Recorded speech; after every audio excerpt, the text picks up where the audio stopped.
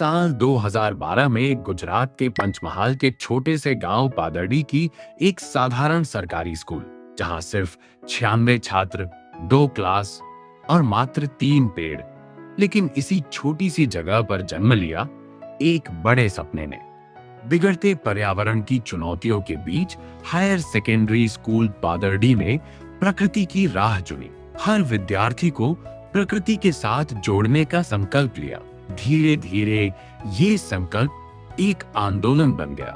आज स्कूल में करीब 400 बड़े पेड़ हैं, जिससे स्कूल का आधे से ज्यादा कंपाउंड हरियाली से लहरा रहा है। जहां कभी केवल 3 पेड़ थे, वहां आज प्रकृति भरपूर मुस्कुरा रही है।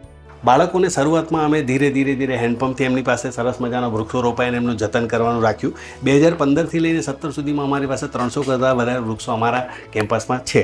માત્ર હેન્ડપંપથી બાળકોએ આ બધા વૃક્ષો ઉછેર્યા અને એનું જતન કર્યું।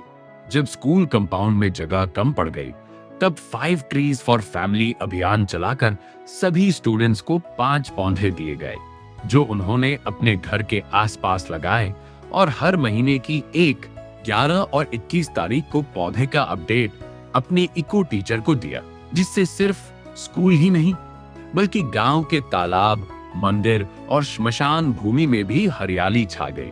पूरे गांव को हरित बनाने का बीड़ा उठाया है और इस ग्रीन रिवॉल्यूशन का श्रेय जाता है स्कूल के प्रिंसिपल जयदीप सिंह कुआर को। દર મહિનાની 1, 11, 21 તારીખે અમારે ઇકો ટીચર રાઠોડ સાહેબ આનું મોનિટરિંગ કરે। રાઠોડ સાહેબ એને ચોપડામાં નોંધે અને કયા બાળકના કેટલા છોડ જીવતા છે એ બધી જ ડેટા કર્યો। બાળક એના ઘરે ઉછળતા છોડનો ફોટો પાડી અને મોકલે અને એ ફોટાની અમે ડિજિટલ કોપી રાખીએ। આમ વર્ષના અંતે રોપેલા 2040માંથી 954 છોડ જીવતા છે। वृक्षारोपण के साथ साथ स्कूल ने एक और महत्वपूर्ण कदम उठाया, नो प्लास्टिक जोन। विद्यार्थियों ने प्लास्टिक को ना कहकर प्रकृति को अपनाया।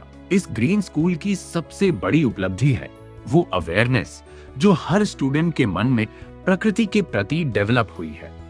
મને લાગે છે કે આ જ કામ જો એક શાળામાં કમ્પાઉન્ડ વોલ વગર 400 બાળકો 2000 છોડ ઉછેરી શકતા હોય તો આખા ગુજરાતના લાખો બાળકો કેટલાય વૃક્ષો ઉછેરી શકે અને આખા ગુજરાતને હરિયાળું બનાવી શકે।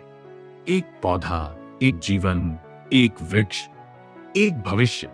यदि हर स्कूल, हर परिवार और हर नागरिक ये संकल्प ले, तो हमारा देश फिर से हरियाली की चादर ओढ़ सकता है।